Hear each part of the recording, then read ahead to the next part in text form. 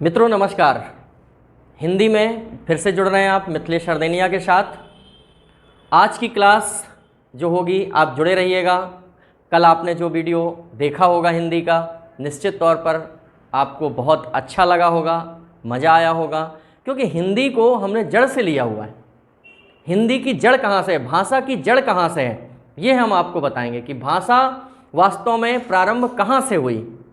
क्योंकि जो आपको हमने आदि मानव वाली कथा कल सुनाई थी, उस आदि मानव से कैसे वर्ण बने होंगे, कैसे सभ्यता में आए होंगे, कैसे समूह में रहे होंगे और कैसे भाषा बनी होगी, शब्दों की उत्पत्ति किस प्रकार से होती है, कैसे कैसे शब्द हमारे समाज में हैं। मित्रों ये सब हमने आपको कल बताया था। कल यहाँ से लेकर और भाषा की परिभाषा बता के और आ गए थे भाषा परिवार में। मित्रों भाषा परिवार को आज हम पढ़ेंगे, आप जुड़े रहिए और ज़्यादा से ज़्यादा कमेंट करके हमें बताइएगा, क्योंकि हम पहले भी कह चुके हैं कि आपका कमेंट ही हमारा मनोबल बढ़ाता है। जिस प्रकार हवि प्रदान करने से, हवि मतलब मित्रों हवन, जिस प्रकार हवि प्रदान करने से देवता पुष्ट होते हैं, उसी प्रकार आपके कमेंट से एक शिक्षक पुष्ट होता है। जिस प्रकार कवि को तालियां चाहिए होती हैं, जिस प्रकार देवताओं को हवि चाहिए होती है, उसी प्रकार से एक ऑनलाइन पढ़ाने वाले शिक्षक को या वीडियो बनाने वाले शिक्षक को कमेंट पोषित करते हैं। तो मित्रों आप ज़्यादा से ज़्यादा कमेंट करते रहिए, लिखते रहिए, और जहां आपको शंका हो वो ज़रूर बताइए, क्योंकि हम कमेंट ज़रूर पढ़ते हैं और उसमें कमेंट में लिखे हुए जो भी आपने समस्याएं लिखी हैं या जो कुछ भी लिखा है वो अगले वीडियो में हम उसको चर्चा में लाएंगे। आप आगे देखिए भाषा परिवार। मित्रों भाषा परिवार के बारे में आपको बताया है कि जैसे अपने परिवार होते हैं ऐसे ही भाषाओं के परिवार होते हैं। भाषा परिवार के बारे में यदि बात करें पूरे विश्व की, तो पूरे विश्व में 12 भाषाई परिवार हैं, और उन 12 भाषाई परिवारों में जो अपने भारत में हैं, तो भारत में मुख्य रूप से तो 2 ही भाषा परिवार हैं, लेकिन अगर पूरे की बात करें तो 4 भाषा परिवार हैं। ध्यान रखिएगा कि उसमें ऑस्ट्रिच भाषा परिवार भी है, आर्य भाषा परिवार भी है और द्रविड़ भाषा परिवार भी है, और कुछ तिब्बत के निकट आसपास के जो कुछ छोटे से क्षेत्र में जो भाषा बोली जाती है, मतलब किंच मात्र दशमलव में पाई जाती हैं, तो कुछ उन भाषाओं को भी रखा गया है। इस तरह से अपने भारत में 4 भाषा परिवार हैं और पूरे विश्व में 12 भाषा परिवार हैं। ध्यान रखिएगा मित्रों, इस भाषा परिवार का विभाजन करते हैं। तो पहले तो भारोपीय परिवार क्या है? विश्व का सबसे बड़ा परिवार है भारोपीय परिवार। ध्यान रखिएगा, भारोपीय शब्द में 2 शब्द छिपे हैं। आप देख रहे हैं कि यहां पर भारत प्लस यूरोपीय 2 शब्द छिपे हुए हैं, और ये 2 शब्द मिलके ही भारोपीय परिवार बना रहे हैं। तो भारत प्लस यूरोपीय, भारोपीय, ये 2 भागों में बंट गया। जब इसको 2 भागों में बांटा गया, क्योंकि ये विश्व का सबसे बड़ा परिवार है, तो अपने भारत में कौन सा परिवार है? यही भारोपीय परिवार। और भारोपीय परिवार के अंतर्गत कौन सी भाषाएं आती हैं या इसका अपन ने विभाजन कैसे किया, ये देखें। तो भारोपीय परिवार को 2 भागों में बांटा गया। एक भाग हुआ कैंतुम और एक भाग हुआ सतम। मित्रों कैंतुम और सतम। कैंतुम में यूरोपीय भाषाओं को रखा गया। जितनी भी यूरोपीय भाषाएं हैं उनको कैंतुम में रखा गया, और जितनी भारतीय भाषाएं हैं, मित्रों ध्यान रखिएगा, जितनी भारतीय भाषाएं हैं उनको सतम में रखा गया। यहां से प्रश्न आता है, पहली बात तो प्रश्न यहीं से बनता है कि विश्व में कितने भाषा परिवार हैं। तो ध्यान रखिएगा मित्रों कि विश्व में 12 भाषा परिवार हैं। फिर प्रश्न बनता है कि विश्व का सबसे बड़ा भाषा परिवार कौन सा है? तो विश्व का सबसे बड़ा भाषा परिवार है भारोपीय परिवार। भारत में कितने भाषा परिवार हैं, कुल कितने भाषा परिवार हैं? तो ध्यान रखिएगा कि 4 भाषा परिवार हैं। आर्य भाषा परिवार, द्रविड़ भाषा परिवार, ऑस्ट्रिच भाषा परिवार और चीनी तिब्बती भाषा परिवार। आपको बताया ना कि असम, मेघालय, नागालैंड और मतलब ये जो एरिया है पूरा चीनी तिब्बती, तिब्बत का क्षेत्र, वो थोड़े से क्षेत्र में बहुत किंच मात्र में वहाँ है, तो उसको चीनी तिब्बती भाषा परिवार के नाम से जानते हैं। तो भारत में 4 भाषा परिवार हैं। फिर यहाँ से प्रश्न आता है कि भारोपी परिवार को कितने भागों में विभाजित किया गया है। तो मित्रों नाम से ही स्पष्ट है, भारत और यूरोप, भारत और यूरोप मिलकर भारोपी बना और उसको 2 भागों में विभाजित किया गया, एक यूरोपी और एक भारतीय। तो यूरोपीय भाषाओं को रखा कैंतुम में और भारतीय भाषाओं को रखा शतम में। फिर यहाँ से प्रश्न आता है कि शतम समूह की सबसे पहली भाषा कौन सी है। ध्यान रखिएगा मित्रों, बहुत कई बार यहाँ से प्रश्न पूछा गया है कि शतम समूह की सबसे पहली भाषा कौन सी है, या वो पूछ सकते हैं सीधे कि भारोपी परिवार की सबसे पहली भाषा कौन सी है, ऐसा भी पूछ सकते हैं। तो ध्यान रखिएगा कि संस्कृत। संस्कृत क्यों है? क्योंकि संस्कृत परिष्कृत भाषा है, परिशुद्ध भाषा है, प्रथम कंप्यूटर की भाषा है, वैज्ञानिक भाषा है, सनातन की भाषा है, भाषाओं की जननी है। इतने विशेषण हैं संस्कृत में, और सबसे पहले संस्कृत ही बनी। और अगर वास्तव में कोई वैज्ञानिक भाषा है तो संस्कृत ही है। और जो पहला कंप्यूटर बना था उसमें भी संस्कृत को रखा गया था। शुद्ध भाषा है तो संस्कृत को सबसे पहले रखेंगे। मित्रों संस्कृत के बाद पाली, ध्यान रखिएगा, संस्कृत के बाद पाली, पाली के बाद प्राकृत, प्राकृत के बाद अपभ्रंश, अपभ्रंश, अपभ्रंश के बाद अवहट्ट, अवहट्ट के बाद हिंदी। फिर हिंदी के भाग आ जाएंगे, पूर्वी, पश्चिमी, निमाड़ी, पहाड़ी, इस तरह से इसके फिर उपभेद आ जाएंगे हिंदी के नीचे। 5 भेद होते हैं, आगे पढ़ेंगे उनको। तो यहाँ संस्कृत, पाली, प्राकृत, अपभ्रंश, अवहट्ट और हिंदी, ये क्रम मित्रों याद करने के लिए है। पीएससी में जो सी सेट होता था, सी सेट में इसका सही क्रम जमाने के लिए आया था। 2 बार एसआई में ये प्रश्न आ चुका है।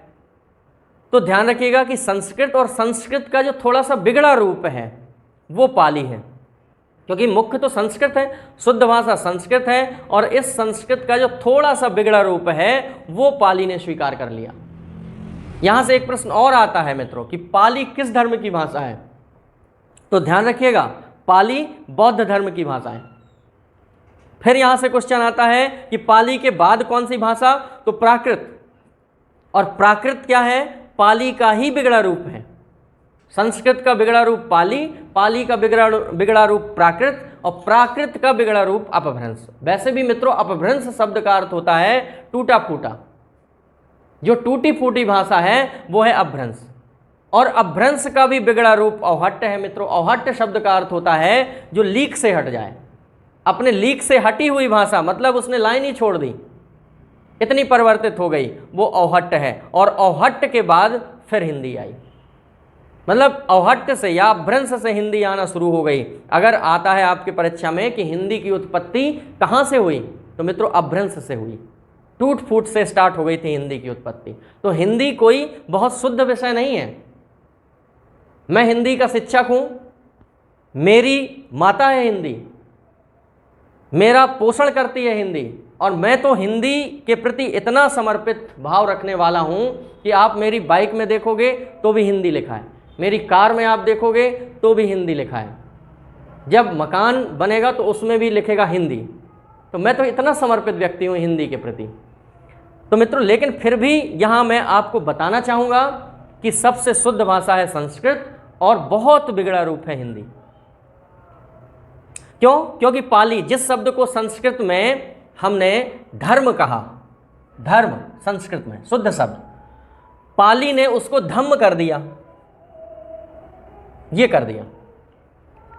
आपने पाली यदि नहीं पढ़ी है तो सुनी जरूर होगी। बौद्ध धर्म का नीति वाक्य है, 3 वाक्य हैं, बुद्धम शरणम गच्छामि, संघम शरणम गच्छामि, धम्मम शरणम गच्छामि। मित्रों वहाँ धर्मम शरणम नहीं है, धम्मम शरणम है। और धम्मम मित्रों वहाँ धर्म शब्द नहीं धम्म शब्द का प्रयोग हुआ है।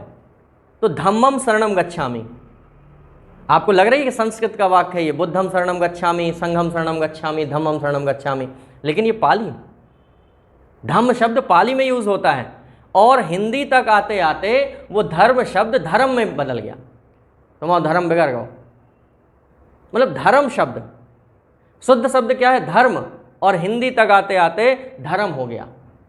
दृष्टि शब्द को देखें आप, दृष्टि संस्कृत का शुद्ध शब्द है दृष्टि, और पाली में उसका प्रयोग दिट्ठी के रूप में किया गया। दिट्ठी, प्राकृत में भी दिट्ठी चला और हिंदी तक आते आते देखना बन गया। बल्कि शुद्ध शब्द दृष्टि, और दृष्टि से देखना में कितना अंतर है, बहुत अंतर आ गया। तो पाली में आया, फिर प्राकृत में आया, अभ्रंश आया, औहट्ट आया, और हिंदी उसका क्षरण होता गया दृष्टि शब्द का, और दृष्टि से देखना बन गया। यहाँ तत्सम रूप में था और यहाँ तक आते आते वो तद्भव बन गया, परिवर्तित रूप हो गया। सम्यक, सम्यक, सम्यक को पाली भाषा में सम्मा कहा जाता है। सम्यक दृष्टि, सम्यक दृष्टि को पाली में सम्मादिट्ठी कहा जाता है। मतलब सम्यक शब्द का पाली में सम्मा प्रयोग हुआ, तो सम्यक दृष्टि को सम्मादिट्ठी कर दिया, और ये सम्मादिट्ठी हिंदी तक आते आते समान देखना हो गया, या समान रूप से देखना हो गया। तो मित्रों सम्यक दृष्टि, सम्मादिट्ठी और समान रूप से देखना, कितना अंतर हो गया। तो इस तरह से हिंदी तक आते आते बहुत सारे परिवर्तन हो गए, बहुत सारे परिवर्तित भाषा हो गई। तो ये क्रम बिल्कुल सही है। पाली किस धर्म की भाषा है? बौद्ध की, प्राकृत जैन की, अभ्रंश मतलब टूटा फूटा, औहट्ट मीन्स हटी हुई, और हिंदी, फिर हिंदी आई। तो मित्रों हिंदी के बारे में आप समझ गए होंगे कि ये कोई शुद्ध भाषा नहीं है, बिगड़ा रूप है। हमारे देश में डच आए, फ्रांसीसी आए, पुर्तगाली आए, अंग्रेज आए, तो सबका मिश्रण, वहाँ से वो अधिकारी लेकर आए, और अधिकारी लेकर आए कर्मचारी यहीं से लिए। जब कर्मचारी मित्रों यहाँ से लिए तो क्या होगा, यहाँ के जो कर्मचारी हैं उन अधिकारियों की भाषा सीख लेंगे। हालांकि भारत एक अपना ऐसा देश रहा है कि यहाँ आधिपत्य लोगों ने जमाया, मुगल आए, दिल्ली सल्तनत का शासन रहा, बहुत सारे लोग आए, डच, फ्रांसीसी, पुर्तगाली आए, उन्होंने अपना काम किया और चले गए। आज भारत में वही नीति फिर आने वाली है, निजीकरण होगा, विदेशी कंपनियां आएंगी, तो विदेशी कंपनी के जो अधिकारी लेवल होगा वो विदेश का होगा, कर्मचारी यहीं से उठाए जाएंगे, वही स्थिति आने वाली। सरकारी नौकरियां घटेंगी, निजीकरण के क्षेत्र में प्राइवेट नौकरियां बढ़ेंगी, और हम विदेशी लोगों के अंडर में कार्य करेंगे। इस तरह से हर भाषा के शब्द, डच आए तो डच के शब्द, पुर्तगाली आए तो पुर्तगाल के शब्द, फ्रांसीसी आए तो फ्रांसीस शब्द, अंग्रेज आए तो अंग्रेजी शब्द, वो सारे शब्द यहाँ छोड़ गए और स्वयं चले गए। वो सभी शब्द हिंदी भाषा में मिलकर खूब प्रयोग होने लगे। आज हम क्या हिंदी का बोलते हैं? कुछ भी नहीं बोलते।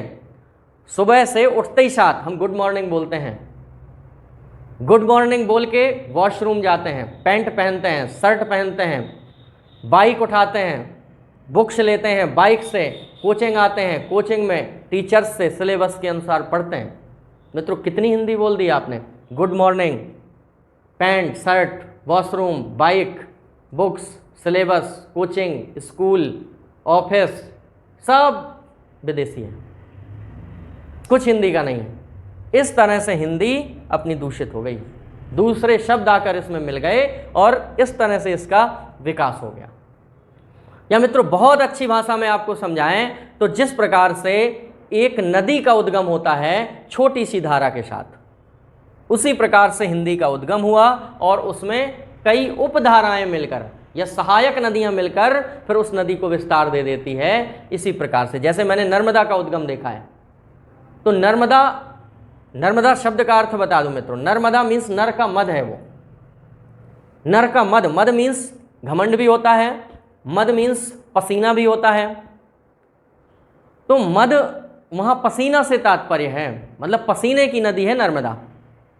भगवान शंकर ने जब हलाहल पिया तो उनके गले में पसीना आ गया, तो पसीने को पोंछकर छिड़क दिया, तो वो जहाँ पसीना गिरा वहीं से एक धार बह निकली जिसको नर्मदा कहते हैं।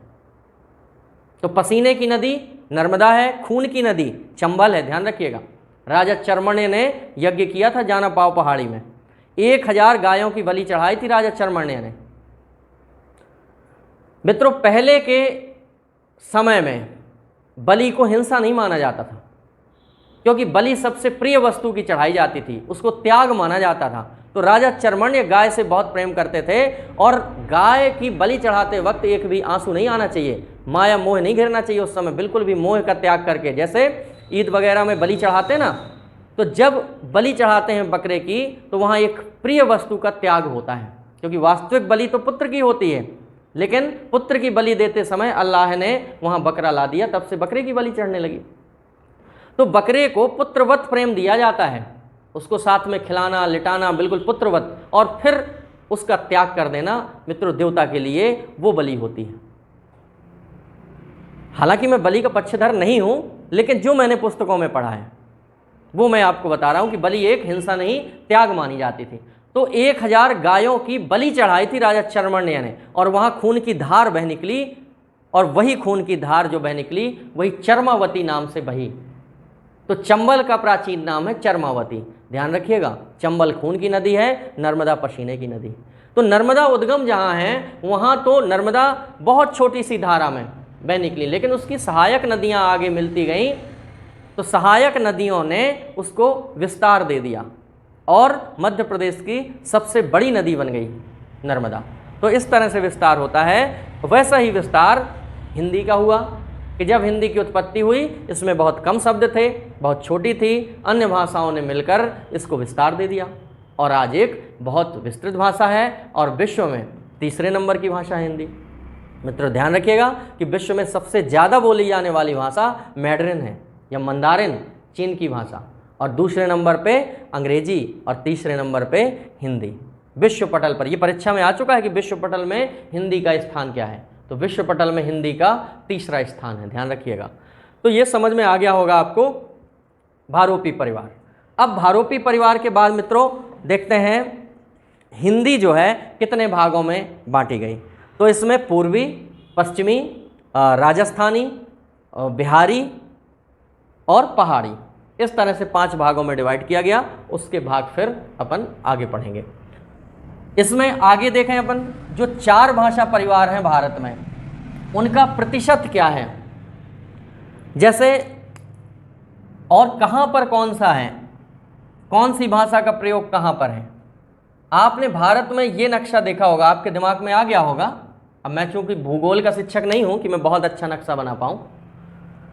यहाँ अपना लगभग मध्य प्रदेश है, इस तरह से छत्तीसगढ़ एरिया। तो यहाँ से लेकर जो छत्तीसगढ़ से नीचे, यहाँ पर आप देखते हैं ये दक्षिण भारत का एरिया है, ये पूरा दक्षिण भारत का। तो दक्षिण भारत में मुख्य रूप से तमिल, तेलुगु, कन्नड़ और मलयालम, ये तमिल, तेलुगु, कन्नड़, मलयालम, ये 4 भाषाएं बोली जाती हैं। तो ये चारों भाषाएं द्रविड़ की हैं। मित्रों ध्यान रखिएगा, द्रविड़ की हैं ये चारों भाषाएं, अर्थात मध्य प्रदेश के मानचित्र में, भारत के मानचित्र में मध्य प्रदेश के नीचे का जो भी क्षेत्र है वो द्रविड़ का क्षेत्र है। और द्रविड़ की मुख्य भाषाएं हैं तमिल, तेलुगु, कन्नड़ और मलयालम, इस तरह से। और मध्य प्रदेश को लेकर ऊपर की जितनी भाषाएं हैं वो सब आर्य भाषा परिवार की हैं। आर्य भाषा परिवार, मित्रों ध्यान रखिएगा कि जो आर्य भाषा परिवार का क्षेत्र है वो 73% है, और ये 25% है द्रविड़ भाषा का।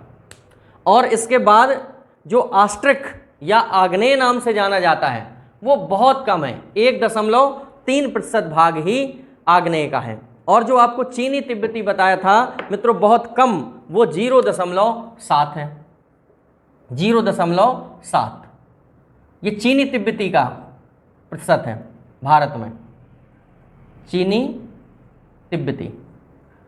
और जो ऑस्ट्रिच है या आग्नेय भाषा परिवार है मित्रों, इसका जो प्रतिशत है वो 1.3% है, ये ध्यान रखिएगा। आर्य 73%, द्रविड़ 25। तो यहाँ से प्रश्न आते हैं कि अगर मुख्य रूप से आ जाए कि कुल कितने भाषा परिवार हैं भारत में, तो कुल भाषा परिवार है 4, लेकिन मुख्य रूप से कितने भाषा परिवार हैं, तो 2 ही है मुख्य रूप से, आर्य भाषा परिवार और द्रविड़ भाषा परिवार। द्रविड़ की भाषाएं आपको पता है, तमिल, तेलुगु, कन्नड़, मलयालम, और इसके अलावा ये सब पूरा हिस्सा आर्य भाषा परिवार का है। किंच मात्र थोड़े थोड़े से ये चीनी, तिब्बती और ये आग्नेय के हैं, तो ये ध्यान रखिएगा। तो आपका भाषा परिवार कंप्लीट हो गया। अब भाषा, हिंदी भाषा की उत्पत्ति, तो हिंदी भाषा की उत्पत्ति कैसे हुई? अभी तक हमने आपको बताई भाषा की उत्पत्ति, कि भाषा की उत्पत्ति कैसे हुई, भाषा और बोली में अंतर बताया, भाषा परिवार बताया। अब आप देखें हिंदी शब्द की उत्पत्ति। तो मित्रों ध्यान रखिएगा कि जो हिंदी है, हिंदी शब्द की उत्पत्ति सिंधी से हुई है। हिंदी आप ऐसे लिख दें या हिंदी ऐसे लिख दें, दोनों सही है, दोनों प्रकार से हिंदी आप लिख सकते हो। तो हिंदी की उत्पत्ति सिंधी शब्द से हुई है। सबसे पहले जो ईरानी लोग हैं वो भारत आए। मित्रों ध्यान रखिएगा, अब ईरानी लोग भारत क्यों आए? अब ये प्रश्न उठता है, उनके यहाँ खाने को नहीं था क्या?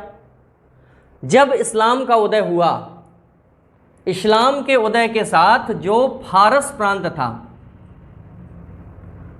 फारस प्रांत पहले परस प्रांत था, और परस जो शब्द है वो स्पर्श का तद्भव है। ध्यान रखिएगा मित्रों, स्पर्श का तद्भव है परस। परस शब्द से ही पारस शब्द बना है। आपने हो सकता है सुना हो कि एक पारस पत्थर होता है, महोबा में चंदेलों के पास था वो पारस पत्थर, और उसका गुण था कि वो लोहा में जब उसको टच कर दिया जाता था, लोहा को छूती थी वो मणि या पारस पत्थर, तो सोना बना देती थी। अब ये काल्पनिक है या यथार्थ है ये मुझे नहीं पता, लेकिन मैंने ऐसा पढ़ा है।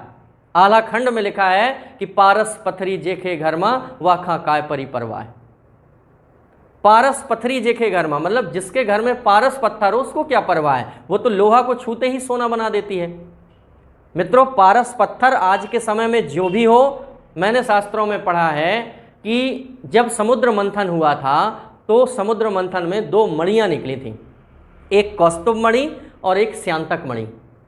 तो उस कौस्तुभ या श्यांतक मणि में से मेरा ऐसा मानना है कि उसमें से ही शायद कोई ये पारस मणि होगी, क्योंकि पारस उसका नाम नहीं है, पारस उसका गुण है।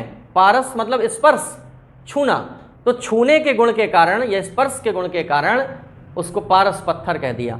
वो पता नहीं वर्तमान में अब कहाँ है। कहते हैं कि महोबा में कीरत सागर में फेंक दी गई थी। कीरत सागर के कई बार ठेकेदारों ने महंगे ठेके लेकर खुदाई करवाई है, बाकी मिली नहीं है अभी तक। अब जैसा हो जहाँ है वो पता नहीं। तो स्पर्श का परस, और परस से फारस शब्द हो गया। कहते हैं यहाँ इस्लाम का उदय हुआ तो यहाँ के जो मूल निवासी हैं जिनको पारसी बोला गया, मूल निवासी जो पारसी हुए वहाँ से उनको चलते कर दिया गया। जब चलते कर दिया गया और परस का नाम क्या बदल के फारस रख दिया गया, और फारस ही वर्तमान ईरान है, तो अपन लोग उनको ईरानी बोल देते हैं। रियल में वो पारसी लोग हैं। जब वो पारसी लोग या ईरानी लोग भारत आए तो सबसे पहले वो सिंध प्रांत में आए। जब सबसे पहले वो सिंध प्रांत में आए तो सिंध में आकर उन्होंने क्या किया कि उनकी जो भाषा थी वे लोग सा का उच्चारण हा करते थे, सा का उच्चारण हा। तो जितने भी सिंधी, सिंधु, सिंधवी शब्द थे तो सा का उच्चारण हा होने के कारण सब हिंदी, हिंदू, हिंदवी में बदल गए। अर्थात सिंधु शब्द हिंदू हो गया, सिंधी शब्द हिंदी हो गया और सिंधवी शब्द हिंदवी हो गया। तो सा का उच्चारण हा करने के कारण सिंधी शब्द से हिंदी शब्द की उत्पत्ति हुई और हिंदी से बाद में हिंदी शब्द बना। हिंदी का मूल स्थान कहाँ है ये प्रश्न बहुत आता है। तो ध्यान रखिए मित्रों कि दिल्ली के आसपास का जो क्षेत्र है, मेरठ इसका मूल स्थान माना जाता है। तो दिल्ली के आसपास का क्षेत्र और मेरठ इसका मूल स्थान है। पहले इस भाषा का नाम खड़ी बोली था, उस खड़ी बोली का प्रचार प्रसार हुआ, साहित्य लेखन हुआ और आगे चल के वो एक भाषा बन गई और खड़ी भाषा को ही हम हिंदी कहने लगे। हिंदी के समय में आपको बताएं कि उस समय 3 भाषाओं का प्रचार बहुत ज़्यादा था। हिंदी मतलब खड़ी बोली और ब्रज और अवधी, ये मुख्य रूप से इस तरह से इसका भाषा का विस्तार हुआ।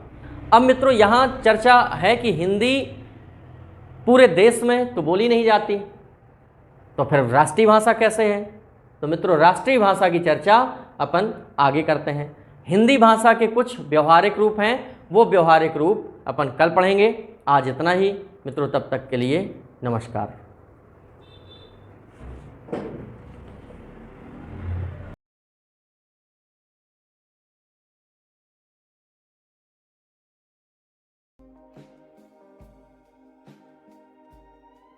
सक्सेसफुल जो सभी एग्जाम को टारगेट करते हुए ध्यान में रखकर ये मिशन चलाया जा रहा है, चाहे आने वाले जितने भी एग्जाम हो, वर्ग 3 महिला सुपरवाइजर, एमपी पुलिस, फॉरेस्ट, पटवारी, सीपीसीटी से रिलेटेड जितने भी एग्जाम है उन सभी को ध्यान में रखकर ये मिशन चलाया जा रहा है। व्हाट्सएप ग्रुप पर स्टडी कराई जा रही है, प्रिपरेशन कराई जा रही है, जिसमें बॉयज़ और गर्ल्स के अलग अलग ग्रुप बनाकर आपकी प्रिपरेशन कराई जा रही है। ग्रुप में आपको time table, strategy, routine, study material, daily and weekly test, guidance, motivation सब कुछ दिया जाएगा। और यहाँ पर ये आप देख सकते हैं अलग अलग ग्रुप बनाए गए हैं, लगभग 22 और आपको ऐड किया जाएगा। तो आप लोग बिना किसी देरी के मैसेज कीजिए और 9981167757 पर आपको ऑडियो मैसेज करना है। व्हाट्सएप से अपना नाम बता देना है, मैं आपको उसी एग्जाम से रिलेटेड ग्रुप में ऐड कर दूंगा। महिलाओं के अलग ग्रुप हैं, पुरुषों के अलग ग्रुप हैं, आप देख सकते हैं, ठीक है।